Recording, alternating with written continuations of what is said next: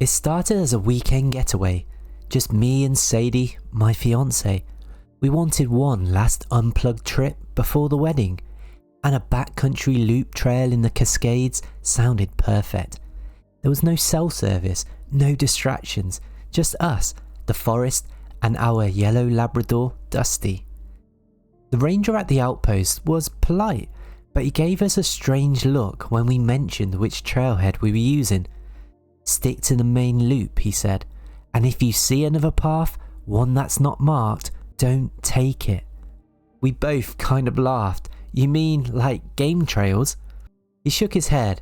"No, you'll know it when you see it." That should have been the first red flag.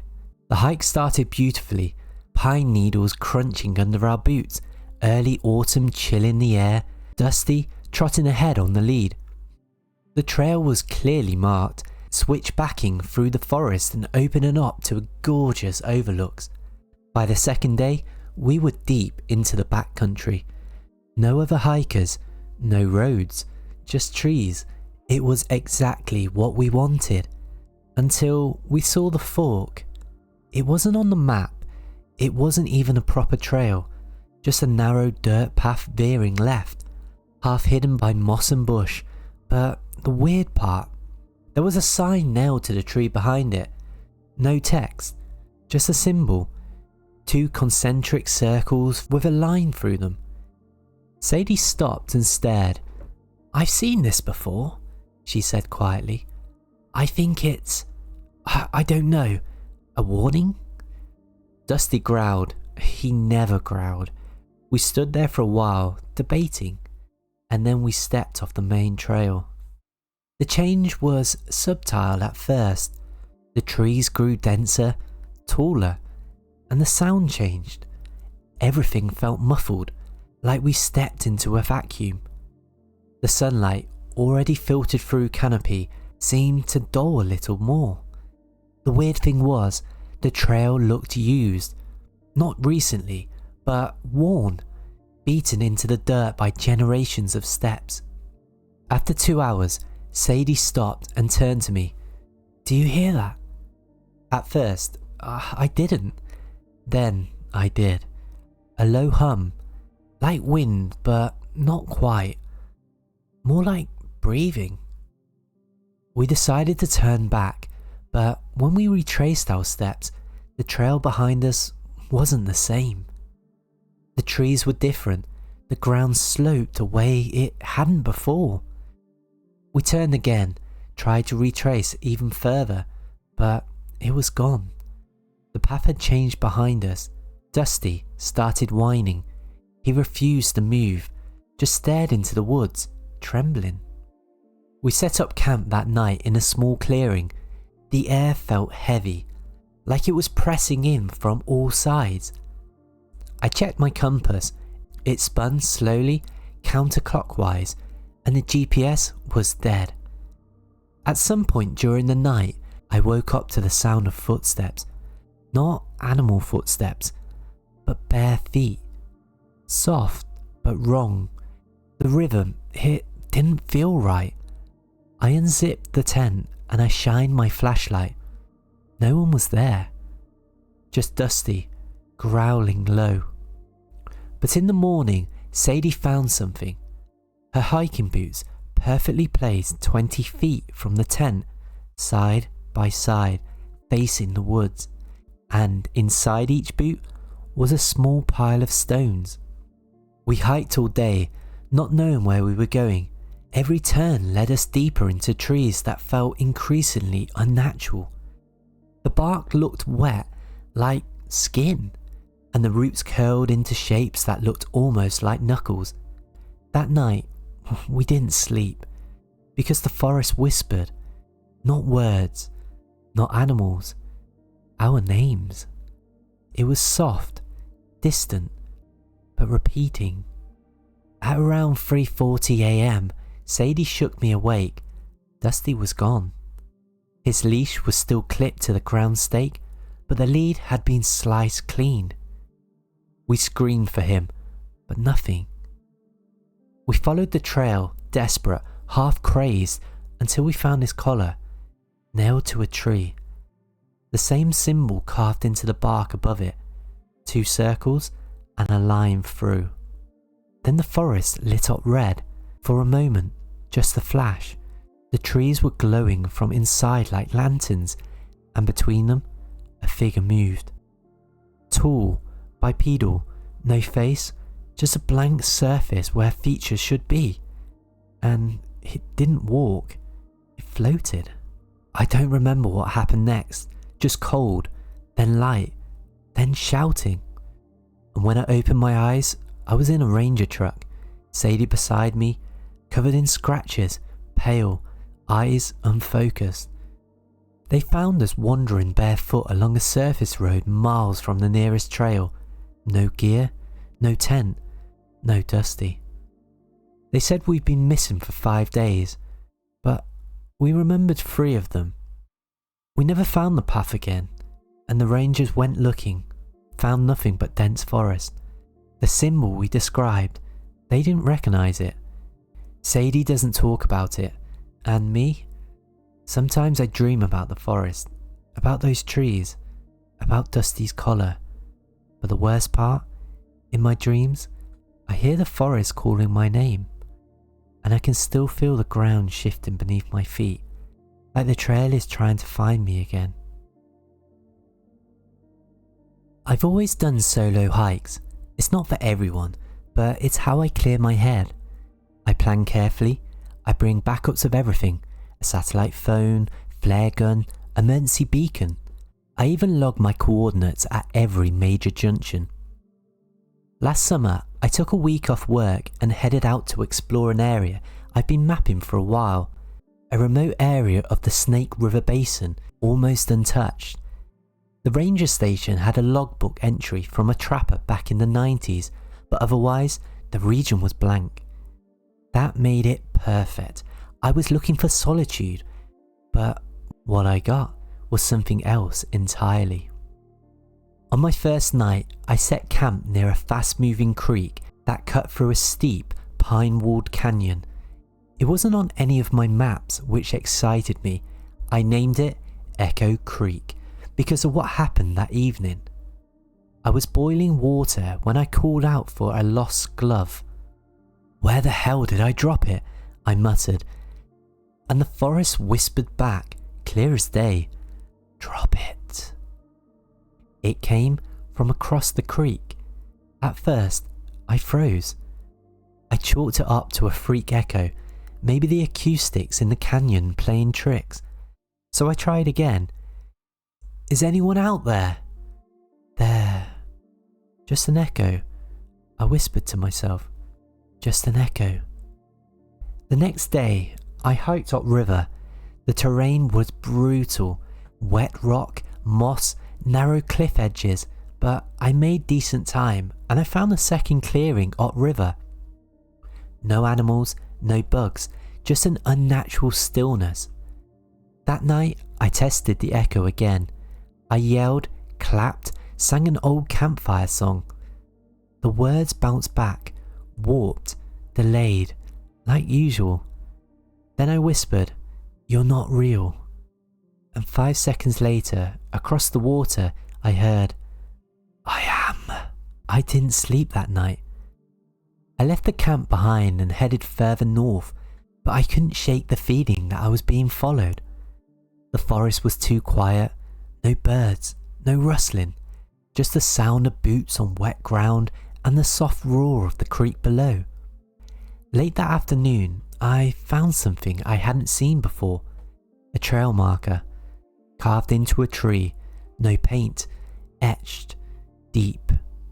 A crude human figure, a stick man, arms up, a large circle for a head, and beneath it the word, "Listen." I should have turned back. Instead, I followed the markers. That night, I camped again, but something had changed. When I whispered to myself, just idle thoughts like, "I'll pack up at sunrise," I heard it respond, "No, you won't." Clear, immediate, before I'd even finished the sentence. I packed in the dark and started hiking downriver. But the markers had moved. Now they pointed backwards, and the creek no longer ran below. It ran beside me, though I hadn't crossed it. Then I heard it again, from somewhere deep in the woods. "Help! I'm over here! Please! Over here!" It was me. My exact tone, pitch, urgency, the voice I used in real emergencies.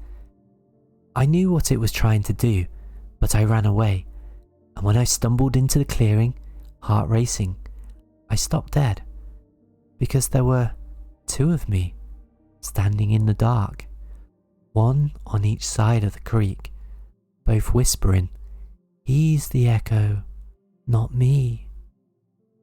I did the only thing I could think of.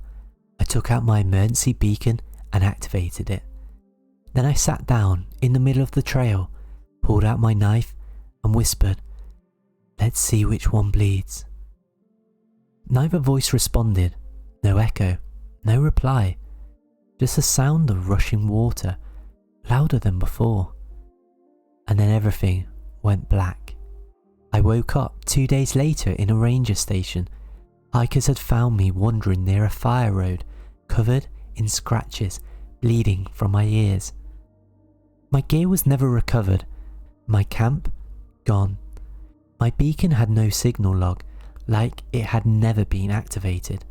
But I know what I heard. See, I never hike alone anymore, because sometimes, if the forest listens long enough, it learns how to speak, and sometimes it learns your voice. I grew up in a family of hunters. My father and uncles would spend 2 weeks every November deep in the forests of West Virginia, far past the seasonal cabins and weekend campsites.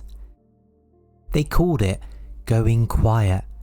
No phones, no radios, just rifles, wood stoves, whiskey and nature. The trip I'm about to tell you is about what happened 6 years ago. I was 26 and it was the first time I'd been invited to go quiet with them. My father, my uncle Joe and my cousin Will, all of them veterans of the woods. I was proud to be joining the tradition. We hiked for about 10 miles into the mountains. No trails, just deer paths and old memory. The plan was to stay in an old trapper's cabin my grandfather used in the 60s. But when we reached it, something was wrong. The cabin, it sat at the edge of the gully, surrounded by pine and red oak. Small, grey and slouched. The kind of place that had survived every storm just by being too stubborn to fall. The front door was open. That was the first bad sign. And the second, the door frame was stained dark red. At first we thought it was rust or paint. But Will touched it and pulled his hand away. It was wet, sticky, blood. No one said a word, but we all knew.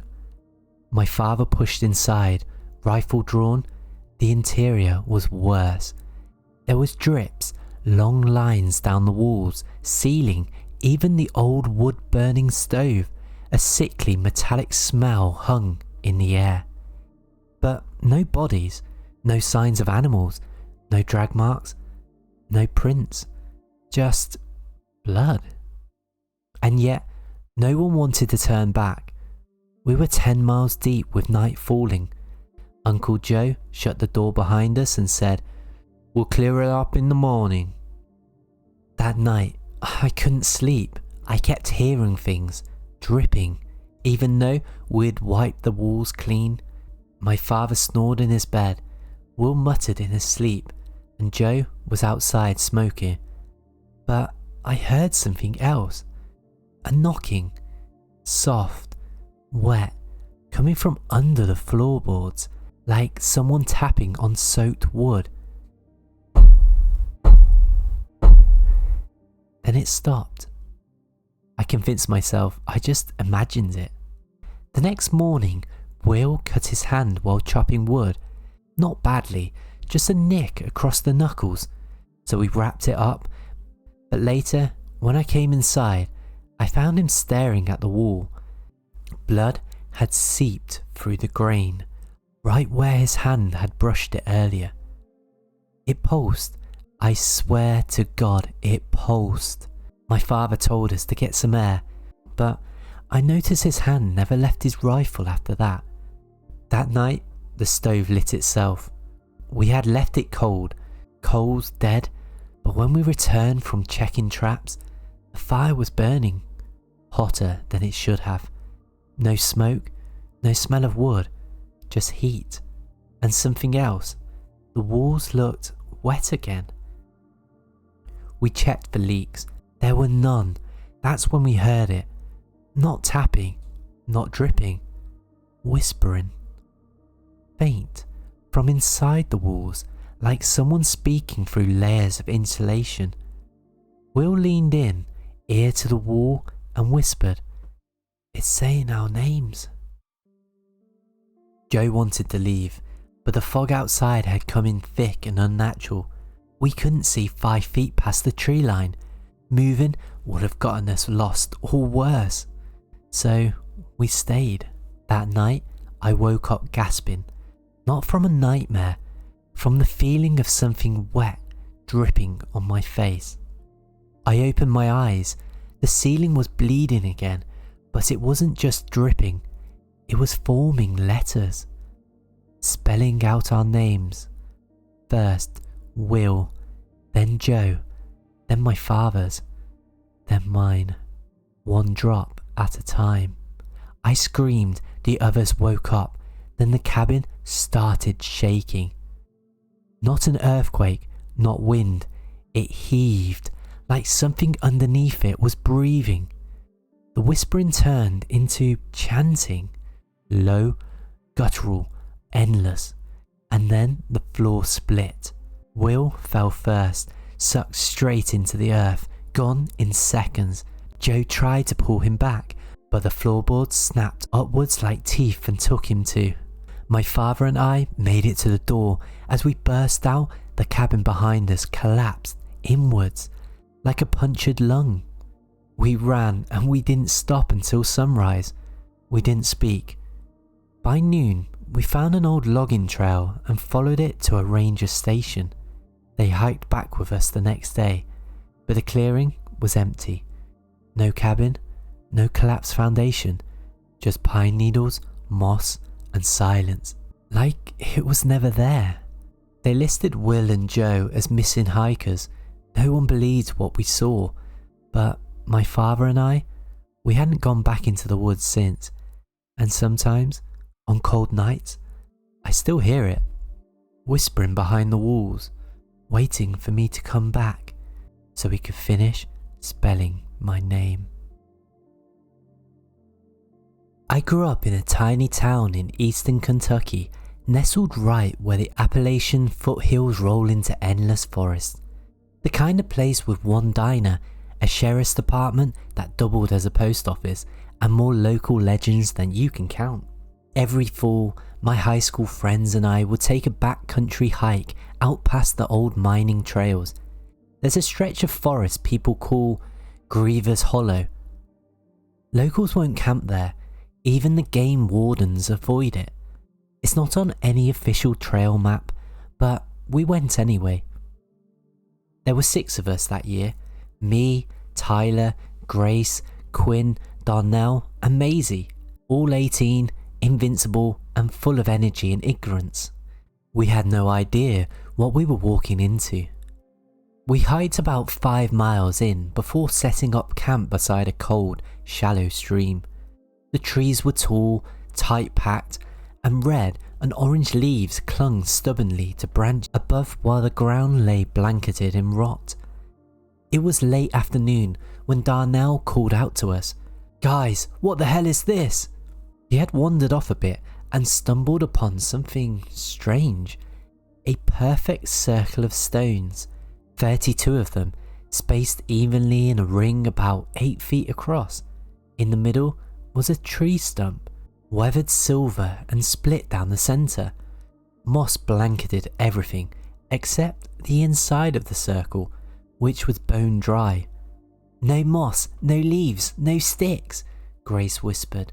"That's not natural." Quinn kicked one of the stones, rolling it out of place. Maisie scolded him, "Don't mess with it." But he just laughed. "Relax, it's a bunch of rocks. You all sound like my grandma." We returned to camp, made chili on the camp stove, shared cheap whiskey, and dozed off with headlamps flickering. Sometime after midnight, I woke up to a sound I can only describe as tree branches snapping in rhythm, like footsteps, slow, measured. So I unzipped the tent, the flashlight in hand, and froze. There was a figure standing just beyond the tree line, not moving, not breathing, just watching. A tall silhouette with long limbs, shoulders hunched like it was folded slightly forward. When I shined the light onto it, it vanished. Not ran, not ducked, gone, like smoke caught in wind. The next morning, we were shaken by trying to act normal.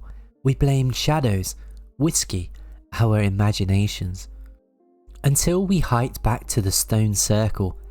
The stones were back in place, all 32 of them, perfectly aligned, except now there was something else. Hair. Tufts of black hair tied with twine laid across the center stump. Not animal fur, braided human hair. Maisie started crying. We left the stones alone and made a unanimous decision we were packing up and heading out. But the forest wouldn't let us. The trail we followed out was different. We kept our bearings, stayed true to compass and GPS, but somehow we ended up circling back to the stream. After 4 hours of hiking, and when we got there, something had been left on our sleeping bags. A single stone on each one, slick, cold. We set up a new camp far from the first one, and that night the wind howled, trees cracked, and then we heard rocks scraping together. The sound grew louder, closer. Darnell shouted, "It's around us!" I turned and saw it. Something tall, pale, head wrapped in leaves and barks. Its arms ended in jagged stone stumps, clinking with every step. It wasn't walking, it was replacing, shoving rocks into the soil as it moved, digging up dirt and grinding stone into place, trying to rebuild something. Quinn screamed and threw a branch. The thing turned its head and the woods went still. The creature lunged, not fast, inevitable. We ran. I didn't look back. None of us did. We didn't stop until we reached the fire road, breath ragged, legs raw. Maisie collapsed and sobbed. Grace vomited. We left the forest and we've never gone back. The circle is still there. We warned others, they don't listen. Every year, someone goes missing in the hollow. Rangers say they find perfect circles of stone in places they've never seen before. Perfect, untouched, and always one more than the year before.